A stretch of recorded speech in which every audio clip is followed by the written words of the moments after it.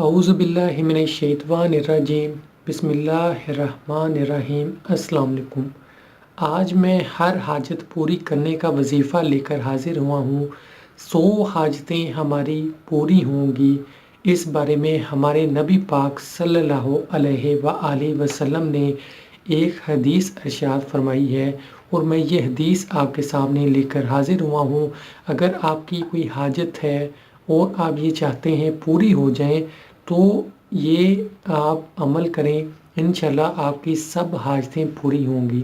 تو نبی پاک صلی اللہ علیہ وآلہ وسلم نے فرمایا، جو شخص جمعہ کے دن 100 مرتبہ درود شریف پڑھتا ہے، اللہ تعالیٰ اس کی 100 حاجتیں پوری فرمائے گا، 70 حاجتیں آخرت کی اور 30 حاجتیں اس دنیا میں پوری فرمائے گا۔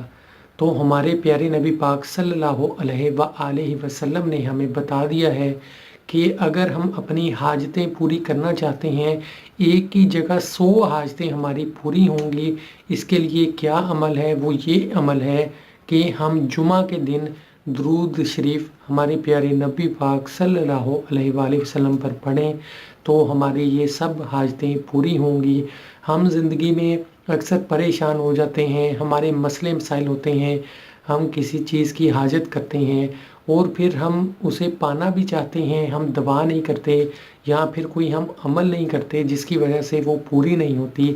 اللہ تعالیٰ اور ہمارے نبی پاک صلی اللہ علیہ وآلہ وسلم نے ہمیں زندگی گزارنے کا آسان طریقہ بتا دیا ہے کہ جب ہمیں کوئی مشکل ہو تو کیا کرنا چاہیے، اگر ہمیں کسی چیز کی حاجت ہے تو ہمیں کیا کرنا چاہیے۔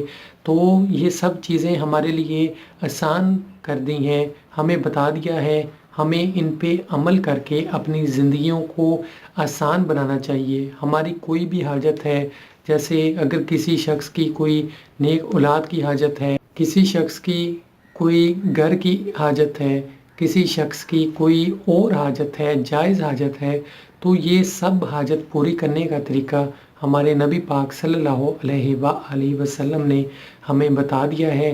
جمعہ کے دن آسان سا یہ عمل ہے، یہ کر لیں، ہمارے پیارے نبی پاک پہ درود شریف پڑھیں، انشاءاللہ ہماری حاجات جو بھی ہیں جائز وہ پوری ہوں گی۔ اور اس کے علاوہ ہمارے نبی پاک صلی اللہ علیہ وآلہ وسلم نے فرمایا کہ میرا مومن ہمیشہ فائدے میں رہتا ہے۔ تو پوچھا کہ وہ کیسے؟ آپ نبی پاک صلی اللہ علیہ وآلہ وسلم نے فرمایا کہ جب میرے مومن پہ کوئی مصیبت آتی ہے تو وہ صبر کر کے برداشت کر لیتا ہے، اور جب اس کے اوپر کوئی خوشی آتی ہے تو شکر ادا کر کے فائدہ اٹھا لیتا ہے۔ یعنی جب کبھی مومن پہ مشکل آتی ہے تو تب بھی وہ ناشکری نہیں کرتا، پھر بھی اللہ تعالیٰ کا شکر ادا کر کے وہ فائدہ لے لیتا ہے۔ اللہ تعالیٰ اسے اور خوش ہوتا ہے اور اسے اور نوازتا ہے اور اس کی مدد کرتا ہے۔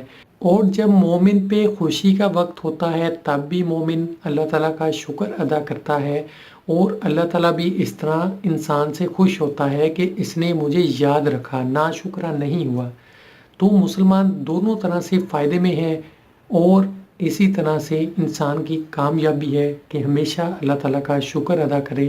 دعاؤں میں یاد رکھیے گا، اپنا بہت سا خیال رکھیے گا۔ خدا حافظ۔